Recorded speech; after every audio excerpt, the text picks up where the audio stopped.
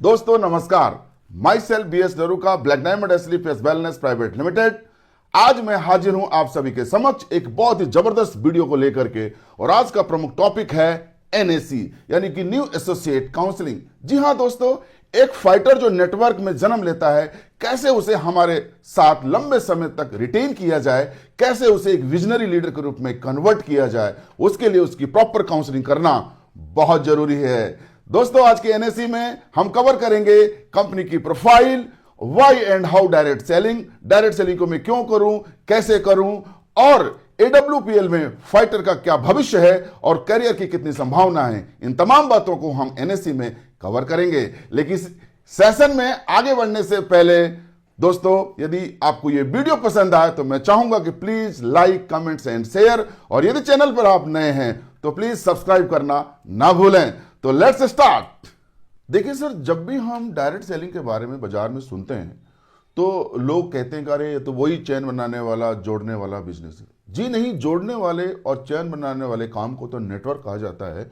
और नेटवर्क तो दुनिया में हर व्यक्ति बना रहा है, चाहे वो नेता हो, चाहे अभिनेता हो, चाहे वो दुकानदार हो, चाहे वो हॉस्पिटल वाला हो, चाहे स्कूल वाला हो, हर व्यक्ति नेटवर्क बना रहा है। लेकिन हम बात कर रहे हैं नेटवर्क मार्केटिंग, यानी कि नेटवर्क बना करके मार्केटिंग की जाए।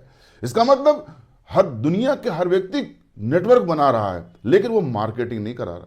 उदाहरण के तौर पर एक विद्यालय में 5000 बच्चे पढ़ रहे हैं, इसका मतलब 5000 बच्चों का नेटवर्क जरूर है, लेकिन वो उनसे मार्केटिंग का काम नहीं करवाता। जबकि हमारे साथ जो 5 आए, 500 आए या 5000 फाइटर्स आए, वो प्रोडक्ट परचेज भी करते हैं और सेल भी करते हैं। तो इसका मतलब वो मार्केटिंग का काम करते हैं। तो सही मायने में नेटवर्क मार्केटिंग का प्रारूप स्वरूप है नेटवर्क बना करके मार्केटिंग की जाए।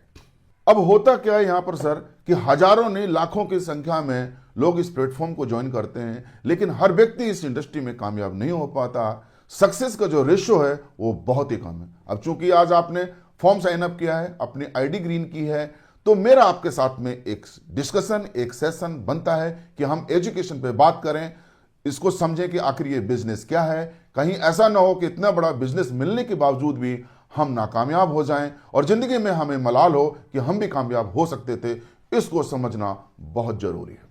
अब दोस्तों यहां पर सवाल उठता है कि ये इंडस्ट्री आखिर किन लोगों के लिए बनाई गई।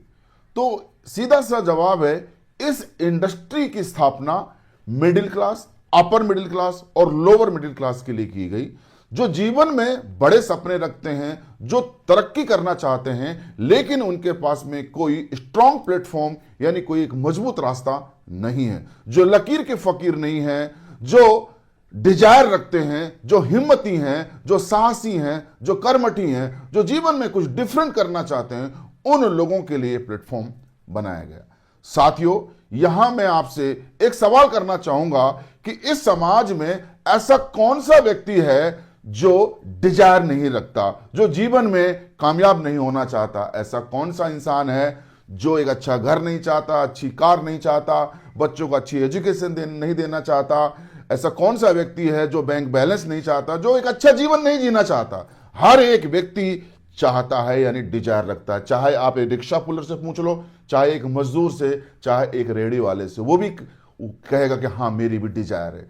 लेकिन दोस्तों यहां पर मैं आपको एक सवाल और पूछना चाहूंगा कि हमारे परिवारों में पीढ़ी दर पीढ़ी खूब मेहनतें हुई, हमारे दादा परदादाओं ने खूब मेहनत की, लेकिन कोई भी व्यक्ति हमें अरबपति करोड़पति तो नहीं बना पाया। यानी डिजायर हम सब रखते हैं, लेकिन इस संसार में हर एक इंसान की डिजायर फुलफिल नहीं हो पाती। आखिर क्या वजह है? क्योंकि दोस्तों डिजायर को फुलफिल करने के लिए हमें चाहिए एक प्लेटफॉर्म। और साथियों, इस दुनिया में हर प्लेटफॉर्म ने अपनी एक कीमत तय की है कि आपको यहां से कमाना है तो इतना पैसा निवेश करना होगा, यहां से इतना पैसा कमाना है तो इतना आपको पैसा निवेश करना होगा। यदि आपको किराने की दुकान से पैसा कमाना है तो साथियों 20 लाख लगाना होगा। मेडिकल स्टोर से पैसा कमाना है तो 30 लाख। यदि ट्रक का व्यापार करना है तो 50 लाख। यदि स्कूल से पैसा कमाना है तो 5 करोड़। हॉस्पिटल से कमाना है तो 50 करोड़। 5 स्टार या 7 स्टार खोलना है तो 50 या 100 या 200 करोड़ रुपए का निवेश करना होगा। इसका मतलब है कि हर प्लेटफॉर्म ने अपनी कीमत तय की है। इस दुनिया में हमारी मेहनत की कोई वैल्यू नहीं है, हमें उस प्लेटफॉर्म की कीमत अदा करनी होगी, तब जाकर के हमें उस प्लेटफॉर्म पर काम करने का मौका मिल सकता है, जहां से हमारी डिजायर फुलफिल हो सकती है और हम सफल हो सकते हैं। लेकिन हर व्यक्ति उस प्लेटफॉर्म की कीमत अदा नहीं कर पाता। हर एक इंसान 20 करोड़ का हॉस्पिटल या 100 करोड़ का 5 स्टार होटल नहीं खोल सकता। तो हुआ क्या, डिजायर भी है, हिम्मती भी हूं, साहसी भी हूं, कर भी सकता हूं, करना भी चाहता हूं, लेकिन प्लेटफॉर्म की तो कीमत अदा नहीं कर पाया। तो दोस्तों, इस तरह से लोग पूरे जीवन डिजायरिंग और डिजर्विंग कैंडिडेट होने के बावजूद भी जीवन में कुछ बड़ा नहीं कर पाए, क्योंकि उनके पास में प्लेटफॉर्म की कीमत देने का सामर्थ्य नहीं था। और उसी प्रकार से हमारे खानदानों में 10-20 पीढ़ियों से खूब मेहनतें हुई, लेकिन कोई भी हमको कामयाब नहीं करा पाया, क्योंकि किसी के पास भी उस प्लेटफॉर्म की कीमत अदा करने का सामर्थ्य नहीं था। अब दोस्तों, यहां पर सफलता ने अपने 3 सिद्धांत बताए हैं, 3 पैरामीटर्स डिसाइड किए हैं कि कोई भी व्यक्ति समाज में अगर 3 पैरामीटर्स में से किसी एक पर खरा उतरता है, एक क्राइटेरिया पर खरा उतरता है, तो वो व्यक्ति बड़ा बन सकता है, वो कामयाब हो सकता है। 3 क्राइटेरिया क्या है? सबसे पहले हायर एजुकेशन, दूसरा एक्स्ट्राऑर्डिनरी टैलेंट और तीसरा स्ट्रॉन्ग बैकग्राउंड। सबसे पहले बात करेंगे हायर एजुकेशन की। क्या हम इतना पढ़े लिखे हैं कि हमें आसानी से आईएएस आईपीएस की कुर्सी मिल जाए? क्या हम इतना पढ़े लिखे हैं कि हम फॉरेन से पढ़ करके आए हैं, यानी कि कैम्ब्रिज विश्वविद्यालय इंग्लैंड, हार्वर्ड यूनिवर्सिटी अमेरिका से पढ़ के आए हैं, तो आसानी से इंडिया में हमें लाखों का पैकेज मिल सकता है? लेकिन अपने आप से बात करना होगा, क्या वाकई में हम दोस्तों इतने पढ़े लिखे हैं? जी नहीं। हम कहीं न कहीं साधारण स्कूलों से पढ़ करके बड़े हुए हैं, भैंस की पूंछ पकड़ी है, जिंदगी में आगे बढ़े हैं, तो हमें तो कोई लाखों का पैकेज देने से रहा। तो इस पहले क्राइटेरिया पर, पहले पैरामीटर्स पर हम खरे नहीं उतर रहे।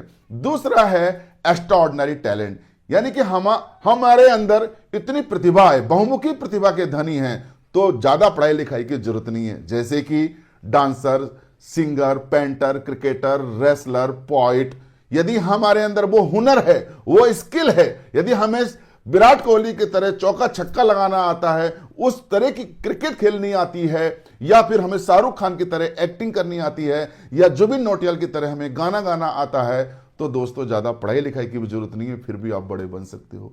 तो वो हमें अपने आप से बात करना होगा कि क्या मैं इस कसौटी पर खरा उतर रहा हूं? नहीं उतर रहे। हमारे अंदर एवरेज टैलेंट है दोस्तों, औसत टैलेंट है। तो दूसरा पैरामीटर्स पे हम लोग खरे नहीं उतर रहे।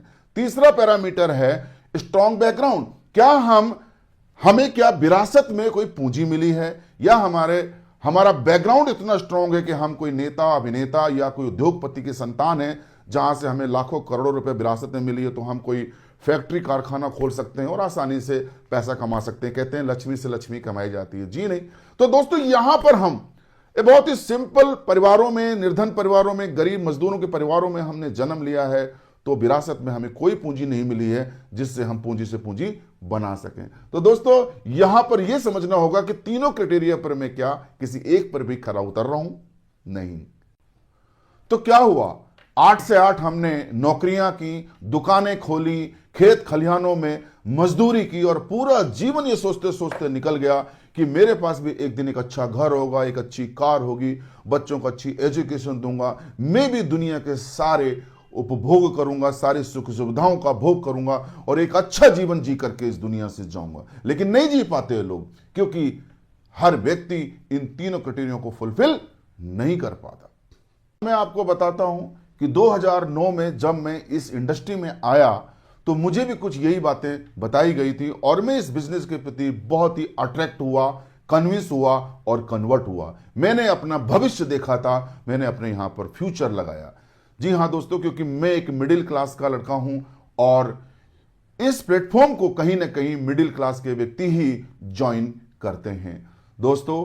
लेकिन ये विडंबना ही कहूंगा, और बड़ी पीड़ा होती है मुझको कि इतनी खूबसूरत इंडस्ट्री को लोग जब तरह तरह के नाम देते हैं, लेकिन इसकी ब्यूटी को नहीं समझते, इसके पावर को नहीं समझते कि यही एकमात्र वो इंडस्ट्री है जो मिडिल क्लास को रिच क्लास में लेके जा सकती है, बशर्ते कि डायरेक्ट सेलिंग की डेप्थ में जाएं, इसकी गहराई में जाएं, इसकी ताकत को पहचानें। केवल सतही तौर पर नॉलेज रखते हैं और इसके प्रति नेगेटिव हो जाते हैं। देखिए दोस्तों, इस दुनिया में आपको या मुझे बिना टैलेंट और बिना पैसे के कोई प्लेटफॉर्म देने वाला नहीं है जहां हम काम करके अपने सपनों को साकार कर सकते थे।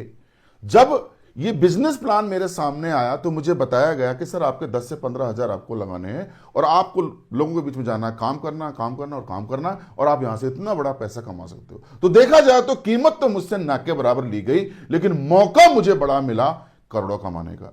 अब मैं ये नहीं कह रहा हूं आपको कि आप यहां कल आकर के ही करोड़ रुपए कमा लेंगे, इस बात को छोड़िए आप, लेकिन एक बात तो आप भी मानते हो कि प्लेटफॉर्म की कीमत न के बराबर ली गई, लेकिन यहां कमाने का बड़ा मौका मिला, 70 नहीं पूरा 100 करोड़ का।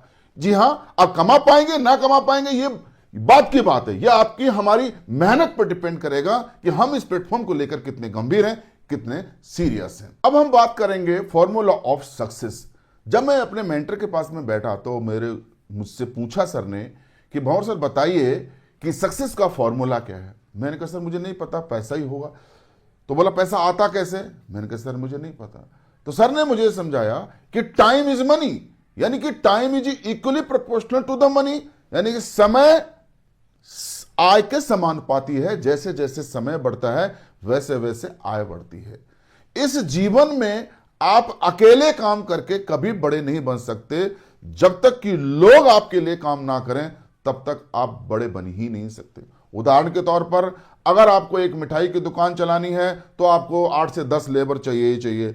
5 यदि आपको कपड़े का शोरूम चलाना है तो आपको 5 से 6 आदमी चाहिए ही चाहिए। यदि आपको मकान बनाना है, जल्दी मकान बनाना है, 6 महीने में बनाना है, तो आपको कम से कम 25 से 30 लेबर मजदूर चाहिए ही चाहिए। जी हां, तो जिस काम को जितने ज्यादा लोग आपके लिए करेंगे आपको उस काम में उतनी ही तेजी से सफलता मिलेगी, चाहे दुनिया का वो कोई सा भी काम हो। अब दोस्तों हुआ क्या, हमारे खानदानों में खूब मेहनतें हुई हैं। हम ऐसा नहीं है कि हमारे पूर्व चद्दर तान के घर पे सोते रहे, खूब मेहनतें की हैं, खूब पसीना बहाया, एड़ी चोटी का जोर लगाया, लेकिन कोई भी व्यक्ति हमें अरबपति या खरबपति नहीं बना पाया, कामयाब नहीं करा पाया। इसका सीधा सा मतलब था कि एक ही व्यक्ति झंडा लेकर के निकल पड़ा मैदान में, और कहते हैं ना अकेला चना भाड़ नहीं फोड़ सकता, 100 चने मिलकर भड़भूंजी की आंख फोड़ सकते हैं।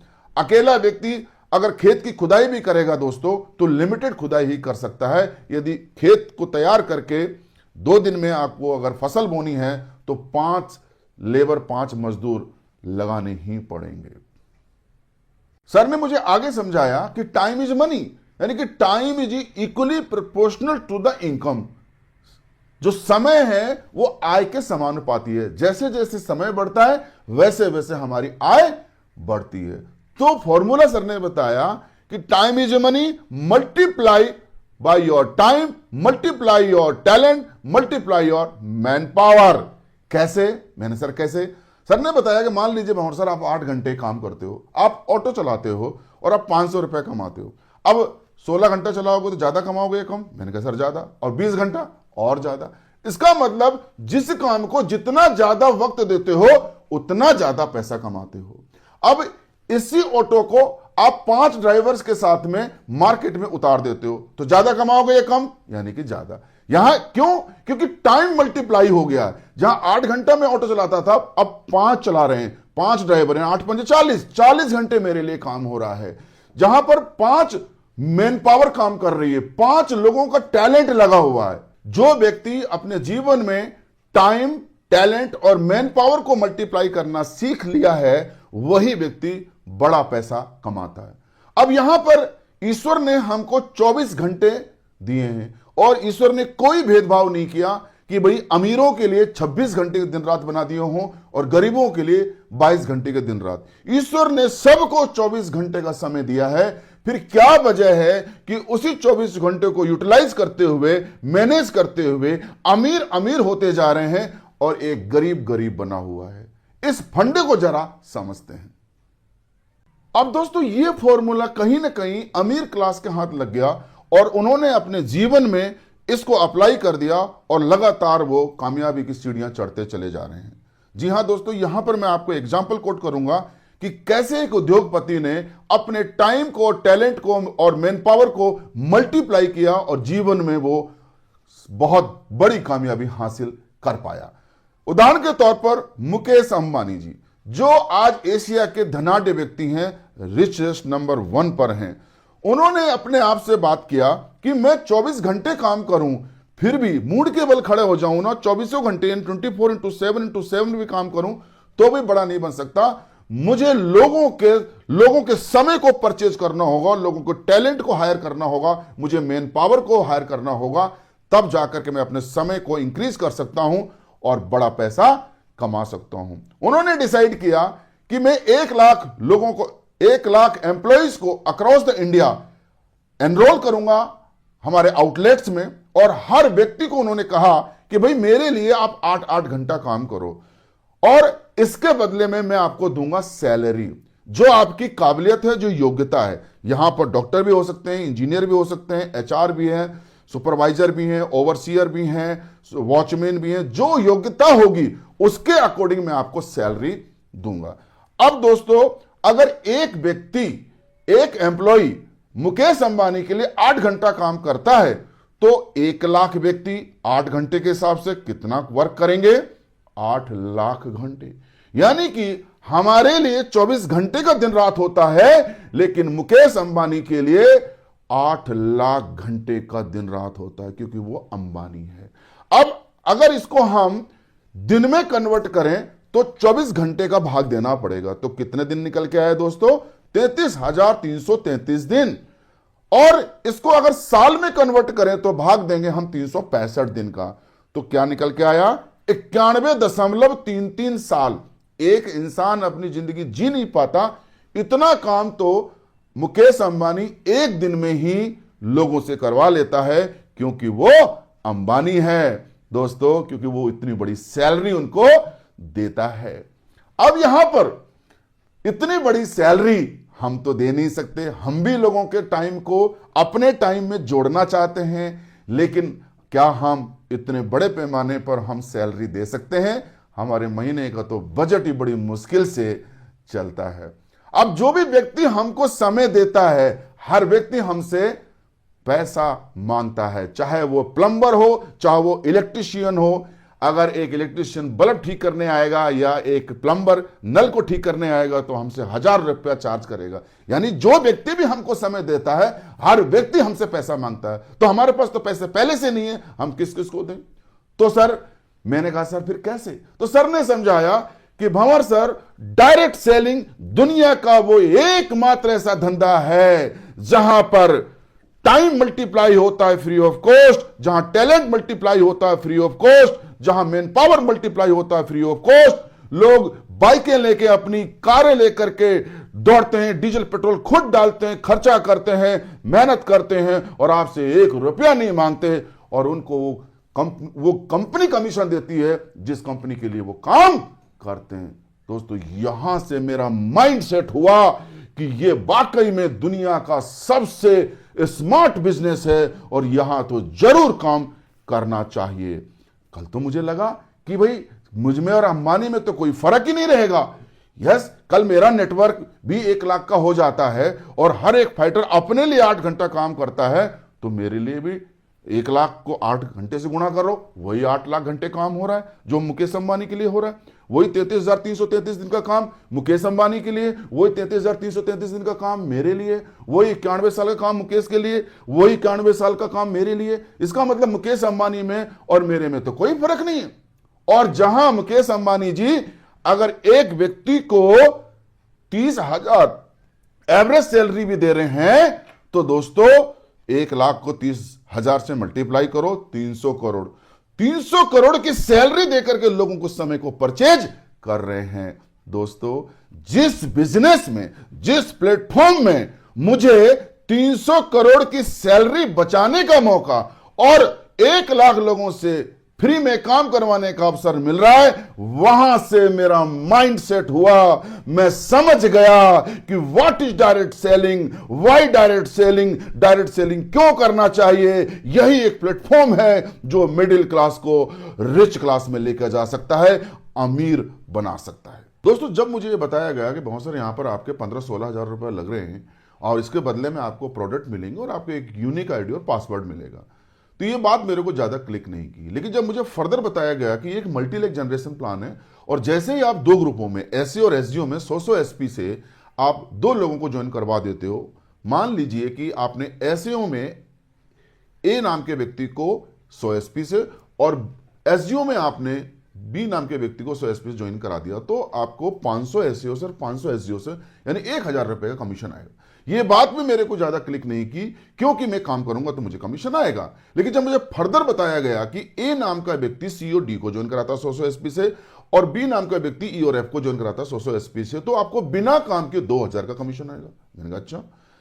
फिर आगे बताया कि जब 2-4 को ज्वाइन कराएंगे तो 4000 का कमीशन, 4 जब 8 तो 8,000, 8 जब 16 तो 16,000, 16 जब 32 तो 32,000, 32 जब 64 तो 64,000, 64 जब 128 तो 1,28,000। तो मैंने कहा भाई रुको, थम, एक बात बताइए कि जब ये 8,000 आएंगे, 16 आएंगे, 32 आएंगे, तो क्या मुझे यहां से कुछ कमीशन देना पड़ेगा?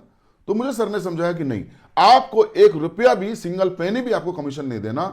उन व्यक्तियों को कमीशन कंपनी देगी जिस कंपनी के लिए काम कर रहे हैं। दोस्तों, यहां से मेरा माइंड मेकअप हुआ, यहां से मेरा माइंड सेट हुआ कि यार ये काम दुनिया का सबसे खूबसूरत काम है, जहां एक बार काम करना और जिंदगी भर इनकम आ सकती है। यानी काम करो एक बार, इनकम आए बार बार। ये बात मेरे को समझ में आ चुकी थी। अब उदाहरण के तौर पर मान लीजिए मेरी 1 लाख की टीम हो जाती है, 50,000 की टीम मेरे एसईओ में और 50,000 की टीम मेरे एसजीओ में, और हर एक फाइटर अपने लिए 8-8 घंटा काम करता है। तो सिंपल सी बात है दोस्तों, यानी कि कितने घंटे काम हो रहा है मेरे नेटवर्क में, यानी 1 लाख व्यक्ति 8 घंटे के हिसाब से 8 लाख घंटे काम कर रहे हैं। ठीक उसी पैटर्न पर जैसे मुकेश अंबानी के नेटवर्क में काम हो रहा था। दोस्तों, यहीं से इस बिजनेस की खूबसूरती और इस बिजनेस की परिपक्वता को मैं समझ चुका था कि वाकई में ये बिजनेस बहुत स्ट्रांग बिजनेस है। यहीं से मैं समझ चुका था कि ये बिजनेस वाकई में स्ट्रांग है और यहां से एक बहुत बड़ी कामयाबी आ सकती है। अब यहां पर मान लीजिए कि 200 लोग मेरे एसईओ में और 200 मेरे एसजीओ में एक्टिव हैं और हर एक फाइटर प्रत्येक सप्ताह 100 एसपी के आईडी ग्रीन कराता है, तो यानी कि 20,000 एसपी ग्रीन होते हैं मेरे एसईओ में और 20,000 मेरे एसजीओ में, तो 2 लाख पर वीक मैं यहां से कमा सकता हूं, यानी महीने का 8 लाख कमाने का अवसर है। दोस्तों, यहां से मेरा माइंड सेट हो गया कि वाकई में ये बहुत ही पावरफुल और स्ट्रांग बिजनेस है और यहां पर ये बिजनेस को जरूर करना चाहिए। दोस्तों, आज यदि आपको ये फॉर्मूला समझ में आ गया तो आपको लगेगा कि वाकई में अलादीन का चिराग आपके हाथ में लग गया है और आप यहां से अपना एक अच्छा भविष्य, एक बहुत बड़ा करियर बना सकते हैं। अब दोस्तों, बात करते हैं कि यहां काम करता कौन है। तो मैं आपको बता दूं कि इस समाज में 3 प्रकार की मानसिकता के लोग रहते हैं। There are 3 types of state of mind. अब जैसे मैं आपसे बात कर रहा हूं, मुझे पता नहीं आपका स्टेट ऑफ माइंड क्या है, लेकिन मैं इतना बता सकता हूं कि कौन सा स्टेट ऑफ माइंड इस बिजनेस में कामयाब होता है। जी हां, 3 मानसिकता वाले लोग कौन कौन से होते हैं, तो बात करते हैं। सबसे पहले एडजस्टमेंट कैटेगरी, दूसरी है सेटिस्फैक्टरी कैटेगरी और तीसरी है विजनरी इमोशनल पीपल। सबसे पहले बात करेंगे हम एडजस्टमेंट की। इस वर्ग विशेष के वो व्यक्ति होते हैं जो जीवन के किसी भी मोड़ पर अपने आप को एडजस्ट कर लेते हैं। वो 10,000 महीने का कमा लें, 15 कमा लें या 5,000, उसी में अपने आप को एडजस्ट कर लेते हैं। वो सुबह उठते हैं और शाम तक काम करते हैं। पैसा क्यों कमाना है इस बात से उनका कोई सरोकार नहीं होता, जितने में है उतने में अपने आप को एडजस्ट कर लेते हैं। जैसे उदाहरण के तौर पर एक परिवार में 4 प्राणी हैं, हस्बैंड वाइफ और 2 बच्चे। अब उनके लिए कम से कम 3-4 कमरों का मकान तो चाहिए, लेकिन नहीं है तो कोई बात नहीं, 1 कमरा भाड़े पे लेकर के पूरा जीवन निकाल लेंगे और लाइफ को एडजस्ट कर लेंगे। 4 इंसानों के लिए 4 बेड चाहिए, नहीं है तो कोई बात नहीं, एडजस्ट कर लेंगे, 2 बेड खरीद लेंगे और 2-2 सो जाएंगे। बीवी ने कहा कि आज तो पनीर खाने का मन कर रहा, लेकिन पनीर के पैसे नहीं है तो कोई बात नहीं, वो दाल खा के सो जाता है, यानी एडजस्ट कर लेते हैं। आपने कई बार भिखारियों से अब बात करना और बोलना कि भाई तुम ऐसे क्यों घूमते हो, अपना कोई घर बना लो। बोला क्या जरूरत है भाई, ये फ्लाईओवर है ना, इसके नीचे आराम से जिंदगी एडजस्ट हो रही है। आपने कई बार देखा होगा कि बस और ट्रेनों में बहुत ज्यादा भीड़ भड़का होता है, तो वहां पर भी लोग अब ऐसे थोड़ा एडजस्ट करना, मतलब बात चल रही है कि जिंदगी में कुछ लोग ऐसे होते हैं जो एडजस्ट करते हैं, और जब एडजस्टमेंट की मानसिकता बन गई तो दोस्तों ये बिजनेस में वो कामयाब नहीं हो सकते हैं, क्योंकि डोंट टेक अदरवाइज, इसको समझना बहुत जरूरी है। क्योंकि जब एडजस्टमेंट की आदत पड़ गई तो ये बिजनेस दे दो, दूसरा कोई बिजनेस दे दो, फ्री का बिजनेस दे दो, 4 और बिजनेस दे दो, मैं कह रहा हूं गाड़ी घोड़ा से भी मदद कर दो, उनकी पेट्रोल डीजल भी डाल दो, उनकी गाड़ी में पैसे से मदद कर दो, वो लोग नहीं करेंगे, नहीं करेंगे, नहीं करेंगे, क्योंकि उनकी मानसिकता एडजस्टमेंट की बन गई है। तो कहने का अर्थ ये हुआ, इसको समझना बहुत जरूरी है। अब इसको अदरवाइज ना लें कि, लेकिन इसको समझना बहुत जरूरी, कहीं ऐसा ना हो कि सोने की खान पे बैठ भी गए और वहां भी मूंगफली बेच डाली। तो इसको समझना बहुत जरूरी है कि एडजस्टमेंट कैटेगरी के कौन से लोग होते हैं। ये वो लोग होते हैं जिनको अपने बच्चों को स्कूल भी भेजेंगे ना तो वो फॉर्मेलिटी के तौर पे भेजेंगे। यस, अच्छा स्कूल मिल गया तो ठीक, नहीं मिला तो ठीक। इसका मतलब है कि बच्चों को, अगर बच्चे सरकारी स्कूल में पढ़ गए तो ठीक, कॉन्वेंट में पढ़ गए तो ठीक, पास हो गए तो ठीक, फेल हो गए तो ठीक, कोई बीमार हो गया तो ठीक, उनको इलाज मिल गया तो ठीक, नहीं मिला तो ठीक, बच गया तो ठीक, मर गया तो ठीक। मतलब इस प्रकार की कैटेगरी के लोग जिनकी एडजस्टमेंट की मानसिकता है, कम से कम वो इस बिजनेस में वो कामयाब नहीं हो सकते। अब दोस्तों हम बात करेंगे दूसरी कैटेगरी सेटिस्फैक्टरी मोड के लोगों की। इस वर्ग विशेष के वो लोग होते हैं जो जिंदगी में किसी एक मुकाम पर जाकर के ठहर जाते हैं, रुक जाते हैं, अपने आप को संतुष्ट कर लेते हैं। इसमें डॉक्टर्स, इंजीनियर्स, टीचर्स हो सकते हैं। हो सकता है वो महीने के लाख, सवा लाख, 1.5 लाख रुपया कमा रहे हों, और जब हम उनको प्लान दिखाने जाते हैं तो वो हमको ही समझा करके वापस भेज देते हैं और कहते हैं कि यार हमें इस बिजनेस की जरूरत क्या, मैं तो पहले से लाखों रुपया कमा रहे हैं। तो सेटिस्फैक्टरी मोड के लोग कुछ इस प्रकार के होते हैं जैसे ठहरा हुआ पानी, रुका हुआ इंसान सड़ जाता है। तो दोस्तों मैं इतना ही कहूंगा कि वो चाहते तो जिंदगी में बहुत तरक्की कर सकते थे, उनके अंदर टैलेंट तो था, पोटेंशियल तो था, 1 लाख को 10 लाख में कन्वर्ट कर सकते थे, करोड़ में कन्वर्ट कर सकते थे, लेकिन वो रुक गए हैं, ठहर गए। एक मुकाम पे पहुंचने के बाद उन्होंने आगे बढ़ने की सोच ही नहीं बनाई है। वो 1 लाख, सवा लाख कमाने को बहुत बड़ी उपलब्धि समझते हैं, लेकिन हकीकत में कहूं तो 1 लाख, सवा लाख कमाने वाला इंसान अपने शहर में एक साधारण सा मकान नहीं बना सकता, क्योंकि एक साधारण सा मकान बनाने के लिए कम से कम 50 लाख चाहिए। 1 लाख कमा रहे हो आप महीने को तो 50,000 ईएमआई में चलेंगे, 20-25 हजार की 4 व्हीलर की ईएमआई देनी होगी। अब बचे हुए 20-25 हजार में एक इंसान अपने बच्चों को क्या खिला लेगा और क्या उसके लिए भविष्य की प्लानिंग बना लेगा। तो हकीकत में कहूं तो 1 लाख, सवा लाख कमाने वाला इंसान सिर्फ सक्सेस का चोला पहन के घूम रहा है, सक्सेस वो बिल्कुल भी नहीं है। आपने देखा होगा कि 20-25 साल का यूथ जीवन में कुछ बन गया, वहां जाकर वो ठहर जाता है, उससे आगे बढ़ने की सोच ही नहीं बना पाता, यानी 20-25 साल की उम्र में वो बूढ़ा हो जाता है। आपने कई दुकानदारों को भी देखा होगा 50-60 साल से एक ही दुकान चलाया जा रहा है। दादाजी ने वही दुकान चलाई, बेटे ने भी, और अब पोता भी जाकर के उस दुकान में बैठ गया।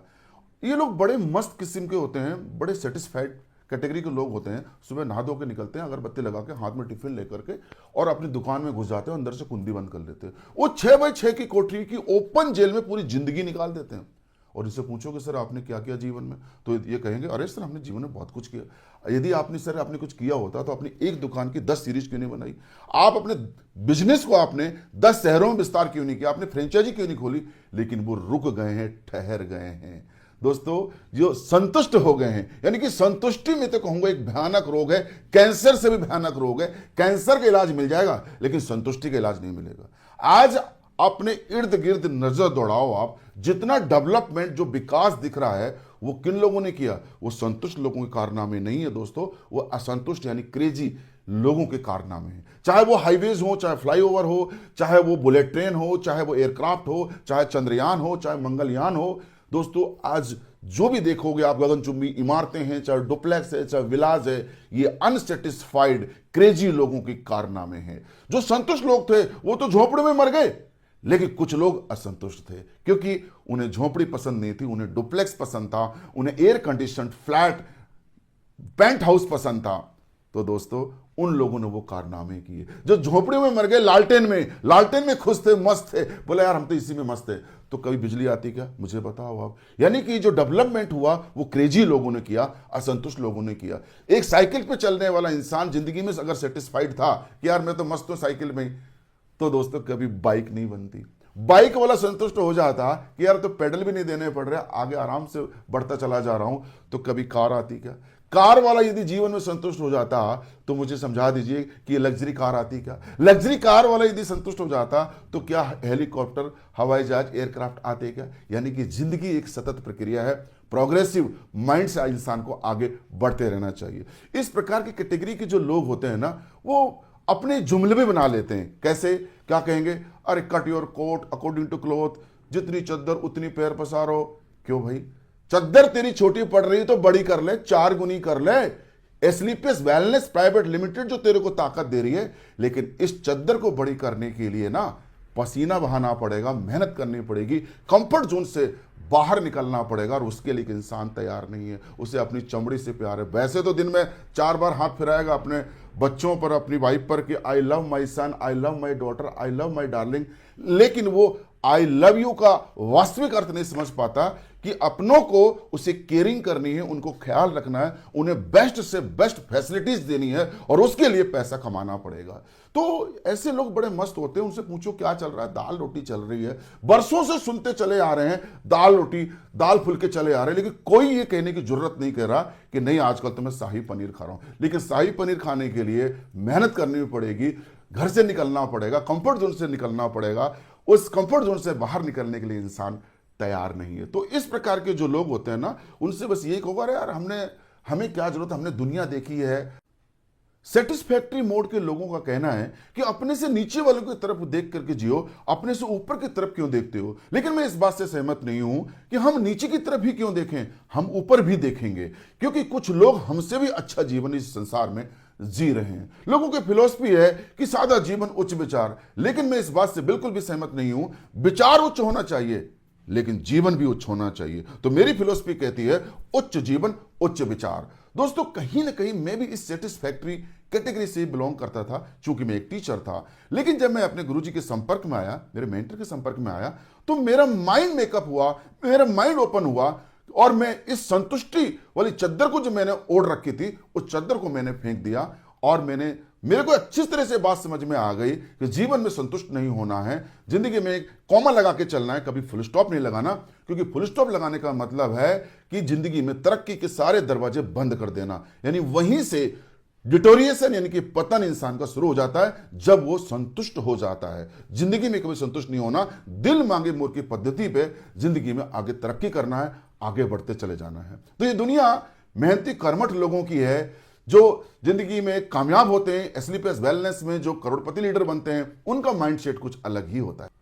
अब दोस्तों हम बात करेंगे तीसरी कैटेगरी, विजनरी इमोशनल पीपुल की। इस वर्ग विशेष के वो व्यक्ति होते हैं जिनको अच्छे से पता है कि 1 लाख रुपए जो कमा करके हीरो बन रहा है, हकीकत में तो 1 लाख रुपए में दिल्ली बड़े जैसे शहरों में एक होटल्स के स्वीट्स का 24 घंटे का भाड़ा होता है। और वहां भी जाके देख लेना सर कि कोई न कोई इंसान सोता हुआ मिलेगा, वो रूम खाली नहीं मिलेगा जो 24 घंटे का 1 लाख रुपए किराया देता है। और ये व्यक्ति 1 लाख रुपए महीने कमाने को अपने आप को हीरो समझता है। इस विजनरी कैटेगरी के जो लोग होते हैं वो बड़े इमोशनल टाइप के होते हैं, जो जिंदगी में जरूरतों को महसूस करते हैं, अपने परिवार की दुख तकलीफों को महसूस करते हैं। वो जीवन को समझते हैं कि आज जो भी हूं मैं ना, उसके पीछे वजह है कि कहीं न कहीं मुझे परिवार से वो सुविधाएं नहीं मिली, और कल जाके मेरी संतान अगर यदि नाकामयाब हो जाती है तो उसके पीछे भी कहीं न कहीं वजह मैं ही बनूंगा, क्योंकि मैं उनको सुविधाएं नहीं दे पाया। वो अपने बच्चों को बेस्ट से बेस्ट स्कूल में पढ़ाना चाहते हैं ताकि उनका बेस्ट से बेस्ट करियर बने। फॉर्मेलिटी के तौर पर अपने बच्चों को स्कूल नहीं भेजते। वो अपने परिवार के लिए अच्छा से अच्छा घर खरीदना चाहते हैं ताकि उनको सहूलियत दे सकें। वो अपने मम्मी पापा की अच्छे से सेवा करना चाहते हैं, बीमार होने पर एम्स जैसे अस्पताल में इलाज कराना चाहते हैं। वो नौबत आ जाए ना तो कहीं ना कहीं हार्ट की बाईपास सर्जरी के लिए अमेरिका तक एयर एम्बुलेंस से लिफ्ट कराने का सामर्थ्य रखते हैं, क्योंकि पैसे के वजह से कोई अपना हमसे दूर ना चला जाए।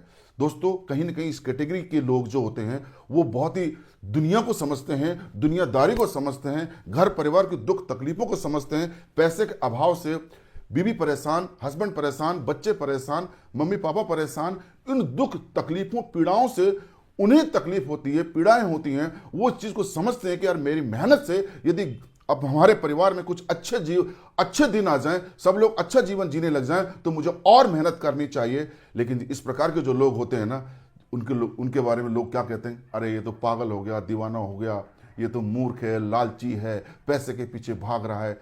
दोस्तों, ये सब लोग है ना पागल नहीं है। ये अंबानी, अडानी, शाहरुख खान, अमिताभ बच्चन आज भी 18-18 घंटे काम करते हैं। ये पागल नहीं है, ये इमोशनल लोग हैं। ये दुनिया इमोशंस पे चलती है। आज मैं भी 18-18 घंटे काम करता हूं दोस्तों, कहीं ना कहीं परिवार के इमोशंस से जुड़े हुए हैं। हम लोग लालची नहीं है।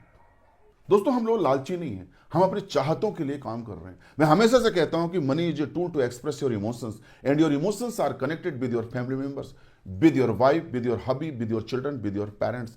पैसा इंसान ना तो खाता है ना पैसे पे सोता है। पैसा सिर्फ और सिर्फ एक जरिया, एक माध्यम है अपनों के चेहरे पर खुशियां लाने का। दोस्तों हम लोग लालची नहीं है, हम अपनी चाहतों के लिए काम कर रहे हैं। मैं यहां पर आपसे एक सवाल करता हूं, इस प्लेटफॉर्म से पैसा कमा करके हम एक अच्छा से अच्छा घर खरीदना चाहते हैं, एक वातानुकूलित विला खरीदना चाहते हैं जहां हमारा परिवार अच्छे से सहूलियत से रह सके। इसमें हमारी चाहत है या लालच? मुझे समझा दीजिए। कुछ लोग कहेंगे लालची। इस प्लेटफॉर्म से पैसा कमा करके हम अपने बच्चों को बेस्ट से बेस्ट एजुकेशन देना चाहते हैं ताकि उसका बेस्ट करियर बन सके, एंटरप्रेन्योर बन सके और नौकरी के लिए आगे चल करके ना किसी के आगे हाथ ना फैलाए, भीख ना मांगे। आप समझा दीजिए इसमें हमारी चाहत है या लालच? इस प्लेटफॉर्म से पैसा कमा करके हम अपनी बिटिया के हाथ पीले करना चाहते हैं और उसे संपन्न से संपन्न परिवार में भेजना चाहते हैं ताकि वो रानी बनकर के जीवन जिए, वो दो दो पैसे के लिए रोए ना, मोहताज ना हो दो पैसे के लिए, आंख में आंसू ना लाए, जीवन में कंप्रोमाइज ना करे, खुशियों का गला ना घोंटे, अपने मम्मी पापा पर फक्र करे, गर्व करे कि I love my mom, I love my dad. और जिंदगी में सातों जन्मों में अगर मम्मी पापा बने तो आप ही बने। और जिस दिन बच्ची शादी के बाद यह कह दे कि पापा थैंक यू जिंदगी में इतना कुछ देने के लिए, इतना कुछ करने के लिए, उस दिन जीवन धन्य हो जाएगा। मुझे एक बात बता दीजिए, इसमें हमारी चाहत है या लालच है? कि हम लालची लोग हैं? अदरवाइज 5 लाख में शादी करेंगे, कहां जाएगी बच्ची? एक किसान के घर में जिंदगी भर गोबर का तसला सिर पे रहता है। 20-25 लाख में करेंगे, एक नौकरी पेशा घर पे जाएगी, थोड़ी जिंदगी अच्छी हो जाएगी। लेकिन सोचो कि पैसा आड़े नहीं आए, चाहे करोड़ों रुपए लगाना पड़े, लेकिन मेरी बिटिया को ऐसे घर में, मजबूत घर में भेजूंगा जहां पर वो राजकुमारी की तरह जीवन जिए। मुझे बता दो इसमें चाहत है या लालच? अरे बेटी को इस धरती पे लाया कौन? हम लाए ना, हम माध्यम बने तो उसे एक अच्छा जीवन देने का किसका धर्म बनता है? कल तक मजबूरी थी 5 लाख में शादी करने की, आज तो मजबूरी नहीं है ना। आज तो कोई आपको समझा रहा है कि AWPL प्लेटफॉर्म है जहां से अपने बिटिया की धूम धड़ाके से, ढोल नगाड़ों के साथ और एक जबरदस्त माहौल में, एक अच्छे घर में आप उसको विदा कर सकते हो। अदरवाइज बजट शादी का, बजट दूल्हा ढूंढना पड़ेगा। एक नया कॉन्सेप्ट, बजट दूल्हा, बजट शादी। 5 लाख का बजट है सर, 5 लाख का के हिसाब से ना कोई दूल्हा हो तो बताना। तो फिर तो बच्ची के चॉइस से शादी नहीं हो रही ना, फिर तो उस बजट के अकॉर्डिंग ही शादी हो रही है। आप समझा दीजिए इसमें हमारी चाहत है लालच? इस प्लेटफॉर्म से पैसा कमा करके हम हमारे मम्मी पापा की सेवा करना चाहते हैं, बुढ़ापे में उनको अच्छे से अच्छा इलाज, अच्छे से हॉस्पिटल से देना चाहते हैं। इसमें हमारी चाहत है या लालच? अगर वो 10-20 साल भी जी गए ना तो हमें जीवन की सबसे बड़ी हमारे लिए उपलब्धि होगी, क्योंकि वो सबसे बड़ी ब्लेसिंग है। आप समझा दीजिए इसमें हमारी चाहत है लालच? इस प्लेटफॉर्म से पैसा कमा करके हम जीवन में कुछ अच्छे काम करना चाहते हैं, भगवान के पास जाने से पहले कुछ दान पुण्य भी करना चाहते हैं, मंदिर मस्जिद गुरुद्वारा में दान करना चाहते हैं, भंडारे खोलना चाहते हैं, हम प्याऊ खोलना चाहते हैं, गौशाला खोलना चाहते हैं, गरीब कन्याओं को विवाह करना चाहते हैं, कंबल बांटना चाहते हैं, अपने गांव में कुछ विकास के काम भी करना चाहते हैं। हम बहुत कुछ करना चाहते हैं, लेकिन कब होगा? जब हम पैसे कमाएंगे तभी ना।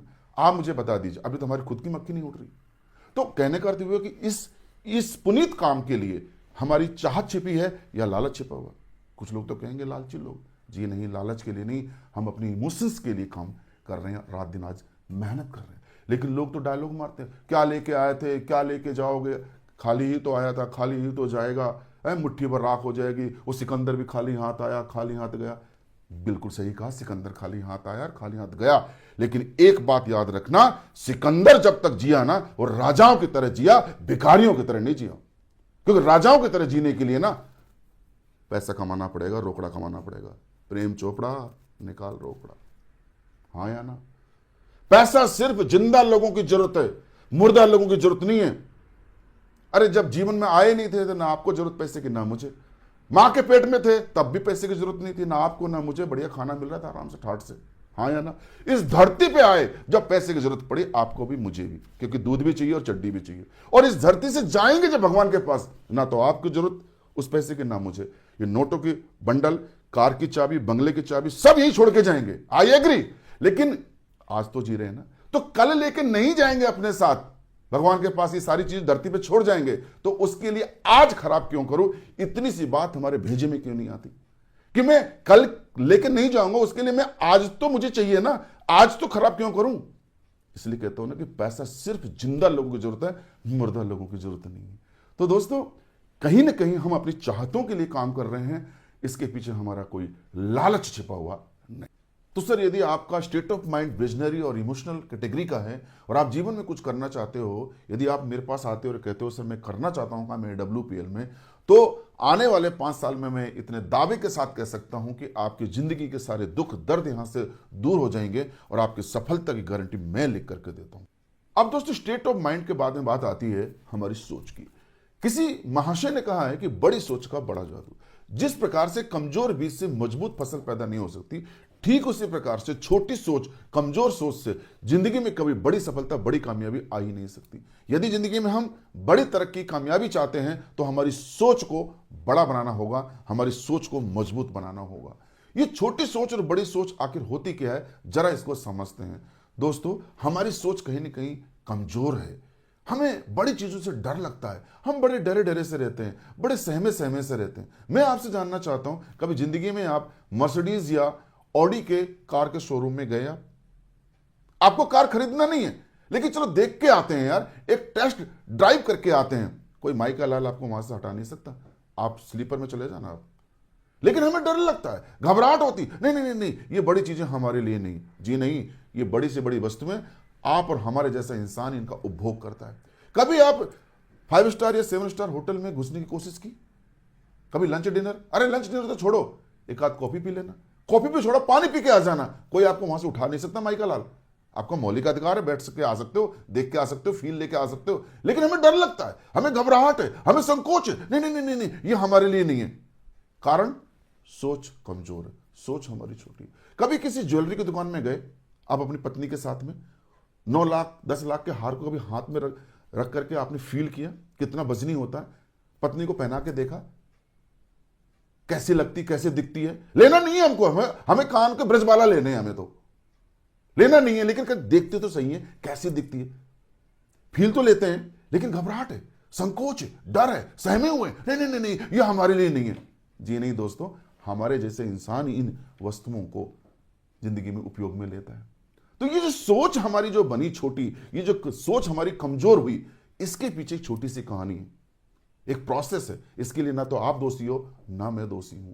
दोस्तों, कहीं ना कहीं सोच हमें विरासत में मिली है। कभी हमारा जन्म हुआ था, जैसे हम थोड़े से बड़े हुए, बचपन में हमारे जो दोस्त बने वो कमजोर घरों के बच्चे बने। अंबानी अडानी के बच्चे तो हमारे दोस्त बनने से रहे।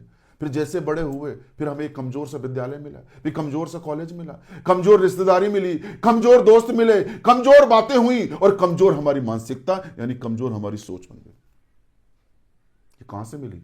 ये एटमॉस्फेयर से मिली, ये वातावरण से मिली। मैं यहां पर आपको एक एग्जांपल देना चाहूंगा कि किस प्रकार से एटमॉस्फेयर एक इंसान की सोच के पीछे जिम्मेदार होता है। एटमॉस्फेयर ही इंसान की सोच को मजबूत और सोच को कमजोर बनाता है। हमें से एग्जांपल देता हूं, जैसे 2 बच्चों ने एक दिन जन्म लिया, एक अरबपति डॉक्टर के घर में और एक साधारण से गरीब निर्धन किसान परिवार में। अब हमारी मानसिकता क्या कहेगी कि जो कामयाब डॉक्टर है उसका बच्चा भी कामयाब बनेगा, वो भी डॉक्टर या कोई बड़ा आदमी बनेगा, हां या ना? और एक गरीब किसान, निर्धन किसान का बच्चा किसान ही बनेगा, यह हमारी मानसिकता कहती है। जी नहीं, गलत बात। एक काम करते हैं, दोनों बच्चों को जन्म लेते इंटरचेंज कर देते हैं। डॉक्टर के बच्चे को किसान के घर पर परवरिश के लिए छोड़ते हैं और किसान के बच्चे को डॉक्टर के घर में परवरिश के लिए छोड़ देते हैं। अब मुझे बताओ कौन सा बच्चा तरक्की करेगा, किसान का या डॉक्टर का? किसान का बच्चा तरक्की करेगा। क्यों करेगा? क्योंकि वो करना नहीं था, हमारी मानसिकता के अनुसार तो किसान का बच्चा किसान बनना था, लेकिन वो कामयाब होगा। कारण, वजह, क्योंकि वो जिस घर में गया है ना, वहां वातावरण डिफरेंट है, वहां एटमॉस्फेयर कुछ अलग है। जैसे होश संभालेगा, कंप्यूटर लैपटॉप मिलेंगे, घर में ट्यूशन मिलेगा, अंग्रेजी में पढ़ेगा, कॉन्वेंट में पढ़ेगा, हां या ना? बड़ी बातें होंगी, डॉलर में कमाने की बातें होंगी, कारखाना फैक्ट्री खोलने की बातें होंगी, मर्सिडीज जगुआर की बात होंगी। जैसे बड़ा होगा कॉन्वेंट स्कूल में जाएगा, फिर हायर एजुकेशन के लिए विदेश जाएगा, इंग्लैंड और अमेरिका से पढ़ करके आएगा। उसकी बुद्धि का विकास वैसे होगा, उसका माइंड का डेवलपमेंट वैसे ही होगा।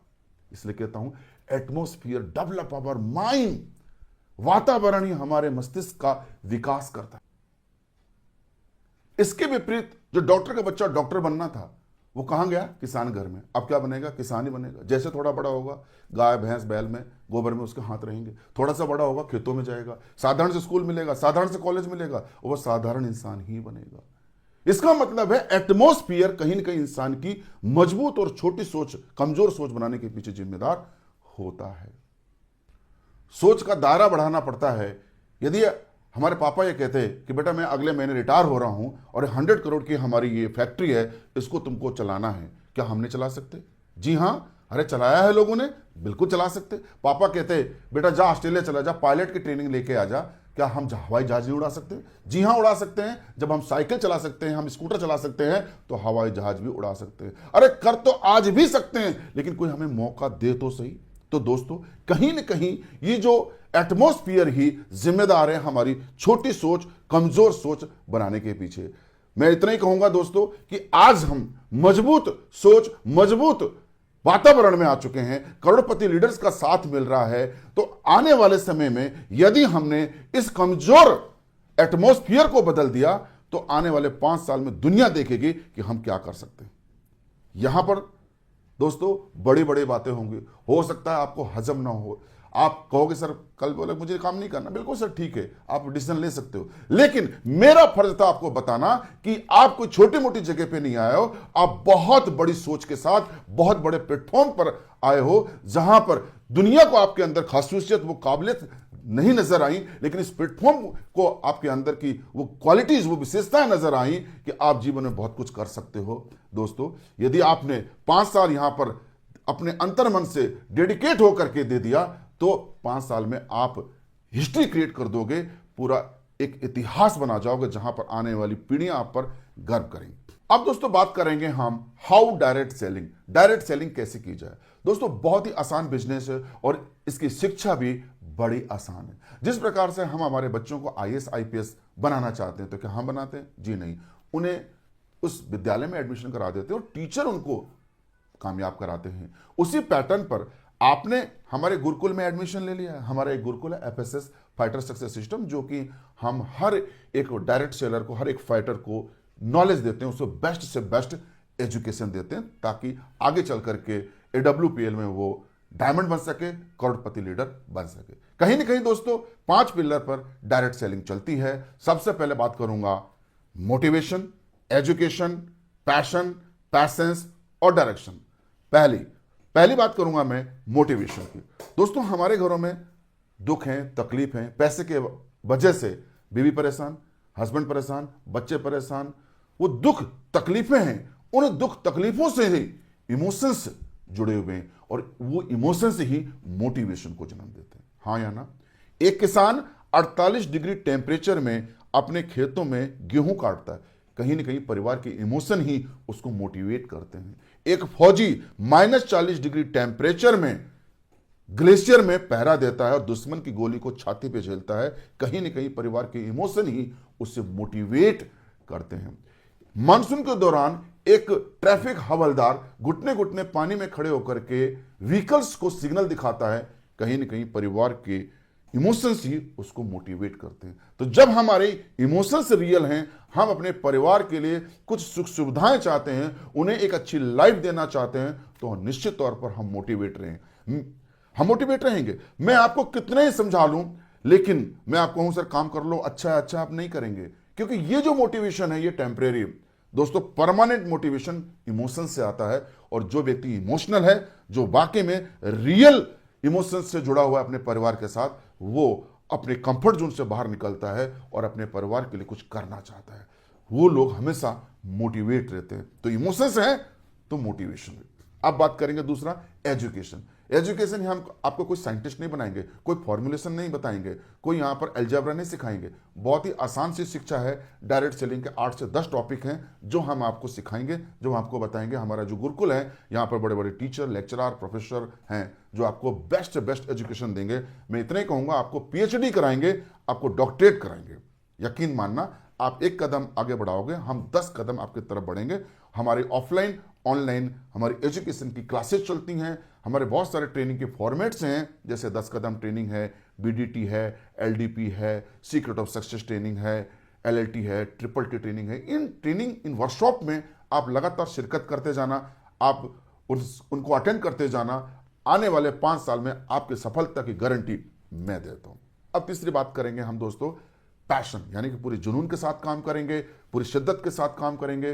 वैसे भी एक फिल्म है ना, ओम शांति ओम फिल्म में शाहरुख खान ने एक डायलॉग दिया है क्या, कि किसी भी चीज को शिद्दत और पैशन से यदि चाहते हो तो पूरी कायनात लग जाती है आपको उससे मिलवाने के लिए। तो दोस्तों, यदि आप अपने प्रोफेशन को मोहब्बत करते हो, प्यार करते हो, AWPL के उसको जीने लगे हो, तो दोस्तों यकीन माने आप डेफिनेटली कामयाब होने वाले हो। सफलता आपके कदमों को। अब चौथा पिलर है पैसेंस, यानी कि धैर्य। जीवन में कोई भी काम करें, हर उसमें हमें धैर्य रखना पड़ता है। जो इंसान धैर्य रखता है वो जिंदगी में कामयाबी के शिखर पर होता है। जो जिसका धैर्य टूट जाता है वो जिंदगी में फेल हो जाता है।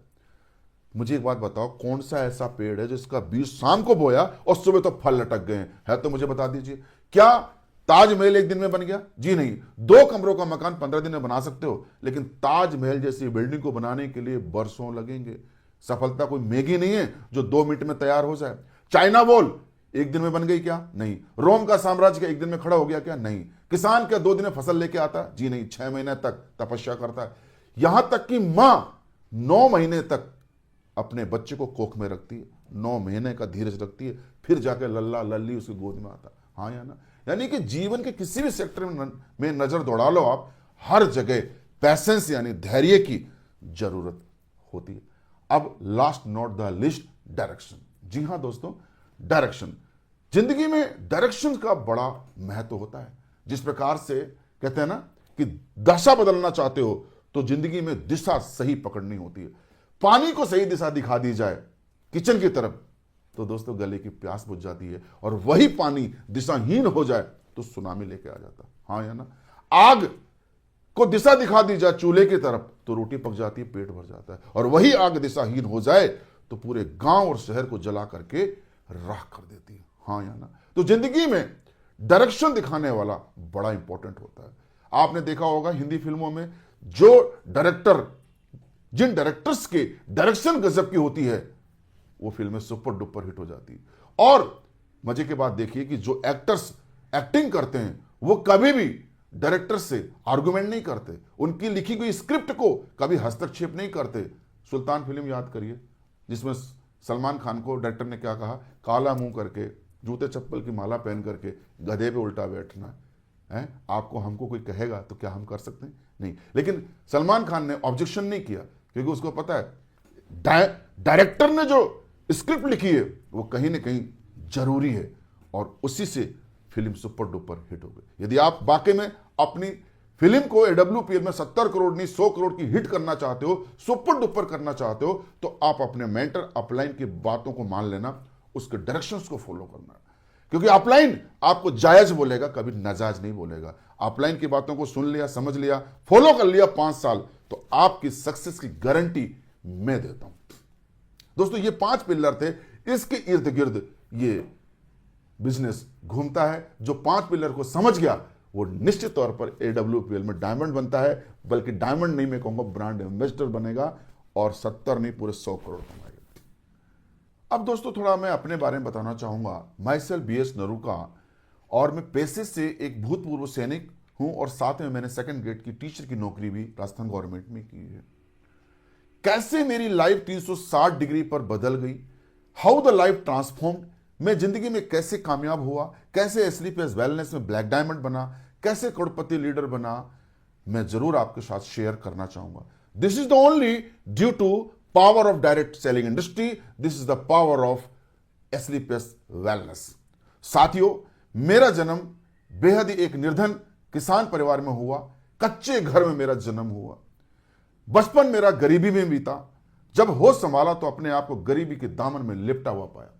मैं धन्यवाद अदा करता हूं मेरे मम्मी पापा को, जिन्होंने मुझे 12 क्लास +2 तक मुझे शिक्षा दिलाई और एक बहुत ही छोटी उम्र में मुझे कमाने की सूझने लगी। मात्र 17 साल 3 महीने की उम्र में मैंने फौज का दामन थाम लिया। मैं अपने आप को बहुत ही गौरवान्वित महसूस करता हूं कि मुझे देश सेवा करने का मौका मिला और यह मौका बहुत ही कम सौभाग्यशालियों को मिलता है। दोस्तों, आर्मी में जाकर के मैं चूंकि सिपाही क्लर्क के तौर पर एनरोल हुआ था, मैंने अपनी पढ़ाई को जारी रखा। बीए किया, एमए किया, बीएड किया। चूंकि मैं एक महत्वाकांक्षी व्यक्ति था, मैं एक ड्रीमर था, तो मैं जीवन में और तरक्की करना चाहता था। मैंने आर्मी में ऑफिसर के लिए मैंने 3 बार कमीशन को फेस किया, लेकिन हर बार असफलता मिली। साथ ही अपने सपनों को पूरा करने के लिए मैंने एक अन्य डायरेक्ट सेलिंग कंपनी को भी मैंने ज्वाइन किया। दोस्तों, वहां सक्सेस तो नहीं मिली, हां मुझे नॉलेज बहुत मिली और मैंने अब मानस बना लिया कि मुझे नौकरी अब नहीं करनी, मुझे प्रीमेच्योर रिटायरमेंट लेना है, पेंशन जाना है और राजस्थान गवर्नमेंट में डिप्टी कलेक्टर और नायब तहसीलदार जैसी पोस्टों के लिए फाइट करना। अच्छी मेहनत करने के बावजूद भी दोस्तों एक बार फिर से असफलता मेरे सामने खड़ी थी। जी हां, हालांकि मैंने आरएस में प्री, मेंस और इंटरव्यू तक भी मैं गया, लेकिन मैं सक्सेस नहीं हुआ। फाइनल मेरा सिलेक्शन नहीं हुआ। लेकिन दोस्तों मैंने हिम्मत नहीं हारी, लेकिन इस प्रोसेस में मैं सेकंड गेट का टीचर बन गया। जी हां दोस्तों, सेकंड गेट का टीचर बना और अच्छी खासी सैलरी, राजस्थान गवर्नमेंट में तकरीबन 60,000 की सैलरी। सब कुछ ठीक ठाक चल रहा था, लेकिन कहीं ना कहीं मैं अपने आप से संतुष्ट नहीं था, क्योंकि मेरे को समझ में आ रहा था कि नौकरी सिर्फ गुजारे के लिए है, नजारे के लिए नहीं है। जी हां, नौकरी से इंसान भूखा तो नहीं मर सकता, लेकिन कभी अमीर भी नहीं बन सकता। माफ करना, ये बातें मेरे को समझ में आ रही थी। कहीं ना कहीं मैं 1 लाख रुपए कमा रहा था। 2017 की बात है। 50,000 तो मेरी सेकंड ग्रेड टीचर की जॉब की सैलरी, 25,000 मेरी फौज की पेंशन, और चूंकि किसान का बेटा हूं, जमीन का एक टुकड़ा भी रखता हूं, तो 20-25,000 एवरेज मासिक इनकम मेरे को वहां से भी होती थी। लगभग 1 लाख रुपए महीने का कमा रहा था। यह बात है 2017 की। लेकिन मैं संतुष्ट नहीं था, क्योंकि मैं समझता था कि 1 लाख वर्तमान में कमाना चिल्लर के समान है और मैं जीवन में कुछ अपॉर्चुनिटी की तलाश में था, कुछ मौकों की तलाश में था, जहां से मैं अपने सपनों को पंख लगा सकूं। और मेरी मन की मुराद पूरी हुई 2017 में, जब मैं संपर्क में आया। मेरे दोस्त आर्मी से हैं, बिलोंग करते हैं, जो कि उस समय तो दोस्त थे, लेकिन आज तो मैं कहूंगा मेरे लिए भगवान के जैसे हैं। जी हां, भगवान का जैसा दर्जा उनको मैं देता हूं। कोई और नहीं, one and only crown ambassador leader of AWPL, respected Rambir sir. जी हां, उनका मेरा संपर्क हुआ। सर ने मुझे समझाया कि भंवर सर, आप यहां पर बहुत बड़ी तरक्की कर सकते हो, आप यहां पर कामयाब हो सकते हो, आप करोड़ों कमा सकते हो, मर्सिडीज में आ सकते हो। एकदम से तो बिलीव नहीं हुआ, लेकिन मैंने कुछ प्रोडक्टों के साथ काम की शुरुआत की। अच्छे रिजल्ट आए। वाइफ को गायनी प्रॉब्लम थी, दूर हुई। वाइफ के रिजल्ट के साथ साथ बच्चों को एलर्जी की प्रॉब्लम थी, उसकी एलर्जी दूर हुई। वहीं से भरोसा बढ़ा, कॉन्फिडेंस बढ़ा और मैंने मानस बनाया कि यहां काम करना चाहिए। मैं लोगों के बीच में गया, लोगों को प्रोडक्टों के रिजल्ट समझाए और दोस्तों लोगों ने मेरी बात को बड़े ध्यान से सुना और इस तरह से प्रोडक्टों की डिमांड बढ़ने लगी और मेरा कारवां आगे बढ़ता चला गया। मैं मेरे मेंटर के साथ बैठा। सर ने मुझे समझाया कि सर, भंवर सर, आपका यहां पर बहुत जबरदस्त कैरियर बन सकता है, भविष्य बन सकता है, आप यहां पर और सीरियस हो जाओ, गंभीर हो जाओ। और दोस्तों मैंने अपना ज्यादा वक्त दिया। मास्टर जी की नौकरी करते करते, पैरेलल काम करते करते दोस्तों इस कंपनी का, AWPL का, मैं 3 साल में डायमंड बना, 4 साल में ब्लू डायमंड और 5 साल में ब्लैक डायमंड बन गया। जी हां दोस्तों, आज जो 50,000 की नौकरी में कर रहा था, उसको मैं कोविड के टाइम पर छोड़ चुका हूं। आज इस AWPL बिजनेस से 5 लाख पर मंथ की एवरेज इनकम जनरेट करता हूं। साथ ही टोटल टेस्टिमनी की बात करूं तो 3.5 करोड़ रुपया कमा चुका हूं। जी हां, अपने खानदान का, अपने गरीब खानदान का पहला ऐसा व्यक्ति है जो आज करोड़पति है। जी, गंगापुर सिटी में रहता था एक साधारण से मकान में, आज मैं जयपुर में शिफ्ट हो चुका हूं, एक लग्जरी फ्लैट में रहता हूं। अपने खानदान का पहला ऐसा व्यक्ति है जो आज लग्जरी फ्लैट में रहता है। जी हां, इसके साथ साथ अपने जीवन की शुरुआत साइकिल से की थी। 300 रुपए की पुरानी साइकिल खरीदी थी दोस्तों। आज आपका भाई इसी बिजनेस की वजह से जहां पर मुश्किल से मुश्किल अभी 6-6.5 साल हुए हैं काम करते हुए, 1 करोड़ की मर्सिडीज बेंज ई क्लास मेंटेन करता है। Mercedes Benz E220D।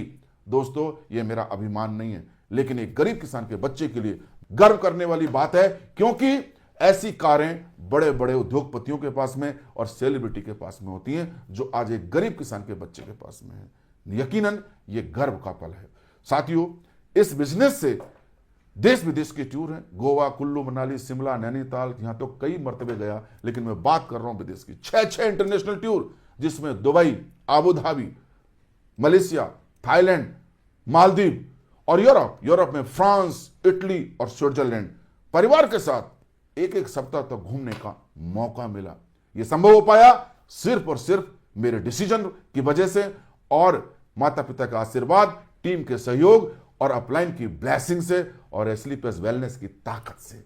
दोस्तों, एक ऐसा प्लेटफॉर्म जहां मान मिले, सम्मान मिले, पहचान मिले और शोहरत के साथ दौलत मिले, तो क्यों ना काम करना चाहिए, जहां पर आप सेलिब्रिटी के तौर पर जाने जाते हो, पहचाने जाते हो और आपको इतनी शोहरत और इज्जत मिलती है, तो ऐसे काम को जरूर करना चाहिए। अब दोस्तों, मैं आपको एक बिजनेस का ग्राफ बताता हूं कि यदि हर एक डायरेक्ट सेलर अपना 100% दे, तो 12 महीने में आप कितनी बड़ी अचीवमेंट पा सकते हो, जरा समझते हैं। पहले महीने में हमने 2 लोगों को सेल किया और दूसरे महीने में 2 ने फर्दर 2 लोगों को सेल कर दिया, तो कितने हो गए? 4। तीसरे महीने में 4, 8 लोगों को, फिर 16, फिर 32, फिर 64, फिर 128, 256, 512, 1024, 2048, 4096 और 8190 सेल होती पूरे 12 महीने में। दोस्तों, इसको राउंड फिगर में ले लेते हैं हम 8000।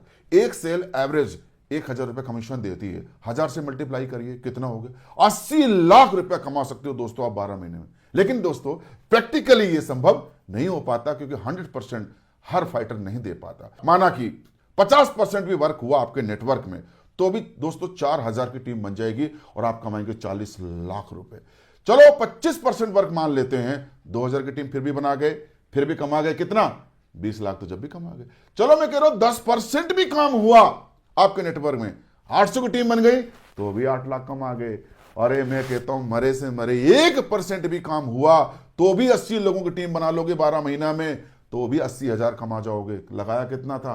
15,000, 16,000, 15 छक्के 90, लगभग 6 गुना रिटर्न आता है। मुझे समझा दीजिए, भारत सरकार की ऐसी कौन सी स्कीम है जो आपकी मूल राशि का 1 साल में 6 गुना रिटर्न देती है? 6 गुना रिटर्न देती है तो वो केवल और केवल एसली प्लस वेलनेस प्राइवेट लिमिटेड जैसी डायरेक्ट सेलिंग कंपनियां ही देती हैं। दोस्तों, मैं कहूंगा कि पहले साल यदि आपने 80,000 कमाया, थोड़ा धैर्य रखना। दूसरे साल में 80 लोगों को जो टीम बनाई ना, केवल 10% लेते हैं हम, 90% यूजर समझ लेते हैं। 10% का आंकड़ा क्या निकला? 8। और इस 1 साल में आपने 80 लोगों को कनेक्ट कर लिया, हर बंदे ने 80 कनेक्ट किया, कितनी हो गए? 8 को 80 से गुणा करो, 640 की टीम बनेगी, 6,40,000 दूसरे साल कमा लोगे। तीसरे साल जो 640 की टीम बनी, उसमें से 10% लोगों ने काम किया, मैं कहता हूं, और 90% यूजर थे, आयाराम गयाराम चले गए, कचरा आउट हो गया, केवल क्रीम बची, कितनी? 10%, 64 लोगों की। और ये 64 लोग इन्होंने अगले 1 साल पकड़ा और 80-80 लोगों को कनेक्ट किया, कितनी की टीम बन गई? 5,120 की। दोस्तों, कितना पैसे कमा गए? 51,20,000। साथियों, यही इनकम कितनी जाने वाली? अब सोचो, चौथे 5वें साल में जब पहुंचोगे ना आप, तो इनकम आपकी करोड़ों में जाने वाली है। और यहां से मिलता है आपको टाइम फ्रीडम, मनी फ्रीडम और समाज में स्टेटस। यस, आर्थिक आजादी के साथ साथ समय की आजादी, और समाज में रुतबा तो बनेगा, क्योंकि जब पैसा होगा तो रुतबा बनेगा। कहा गया है ना कि बाप बड़ा ना भैया, सबसे बड़ा रुपया। पैसा खुदा तो नहीं, लेकिन खुदा से कम भी नहीं। पैसा है तो आपको लोग पूछते हैं आप हैं कैसे, और पैसा नहीं है तो बोलते हैं तो ही ऐसे कैसे, ठन गोपाल, जब देखो जब इनकी जेब खाली रहती है। तो इसका मतलब है कि समाज में हमें अगर एक स्टेटस मेंटेन करना है, एक अच्छा जीवन जीना है, तो भैया पैसा कमाना पड़ेगा। पैसे कमाने की बात को इग्नोर नहीं कर सकते। जो लोग इग्नोर करेंगे, समाज उनको हाशिए पे चिपका देगा और कहेगा तुम्हारी हैसियत, तुम्हारी औकात 30-40 हजार कमाने की, और इसी में खा लो, पहन लो और इसी जिंदगी जी करके चले जाओ। तो मौका है हमारे पास में एसली प्लस वेलनेस जैसी कंपनी से जुड़ करके अपनी बेहतरीन कैरियर बनाने का, और लाखों नहीं करोड़ों कमा करके अपने परिवार में खुशियां लाने का। दोस्तों, चलते चलते मैं आपको कंपनी का एक बुनांजे के बारे में बताना चाहूंगा कि हमारी कंपनी स्लीपर्स वेलनेस प्राइवेट लिमिटेड हर 3 महीने में एक बोनांजा निकालती है, जी हां, और जिसमें डोमेस्टिक टूर्स देती है। वर्तमान में जो चल रहा है हमारा शिमला बोनांजा, जो शुरू हुआ था 29 नवंबर से लेकर के 12 मार्च 25 तक चलेगा, और इसमें 3 नाइट 4 डेज की लग्जरी ट्रिप आपको मिलती है। पेयर मैचिंग, प्रमोशनल इनकम के साथ साथ कंपनी आपको यहां पर इन शहरों में आपको घूमने का मौका दे रही है। क्या है सिमिलर टारगेट, क्या है? यदि 12-12 पेयर यानी कि 24 लोगों की 100-100 एसपी से ज्वाइनिंग कराते हो आप 12 मार्च तक, तो दोस्तों आपके पास में सुनहरा मौका है आपको शिमला घूमने का। हिमाचल प्रदेश की जो हसीन वादियां हैं, शिमला एक पर्यटक स्थल है जहां पर हर सैलानी जाना चाहता है। आप अपने जीवन की अनमोल यादें बना सकते हो और 3 नाइट 4 डेज की लग्जरी ट्रिप का आनंद ले सकते हो। कंपनी के खर्चे पर आप यहां पर जाएंगे। तो मैं आपको शुभकामनाएं देता हूं, बेस्ट ऑफ लक, कि ताकत लगाइए और यहां तक इस टारगेट को क्वालिफाई करिए। All the best. तो दोस्तों ये था हमारा एनएससी यानी न्यू एसोसिएट काउंसलिंग सेशन, जो एक फाइटर को दिशा दिखाता है और फाइटर को रिटेन करता है और उसे एक विजनरी लीडर के रूप में कन्वर्ट करता है। हमने बहुत सारे टॉपिक्स इस पर कवर किए हैं और मुझे यकीन है कि इस एनएससी करने के बाद एक फाइटर पलायन नहीं करेगा, वो नेटवर्क में रिटेंशन करेगा, रुकेगा और आगे चल करके वो डायमंड लीडर बनकर करोड़पति बनेगा। दोस्तों यदि ये वीडियो आपको अच्छा लगा, आपके जीवन में थोड़ी सी भी वैल्यू ऐड कर पाया, आपको ये लाभ पहुंचा रहा है, आपकी नॉलेज में इजाफा कर रहा है और आपको यहां से बहुत बड़ी मदद मिल रही है, तो please like, comments and share और चैनल को सब्सक्राइब करना ना भूलें। फिर मिलेंगे एक ऐसे ही एनर्जेटिक सेशन के साथ। टिल देन, नमस्कार, जय हिंद, जय भारत, जय Shri Krishna. Thank you very much watching the video.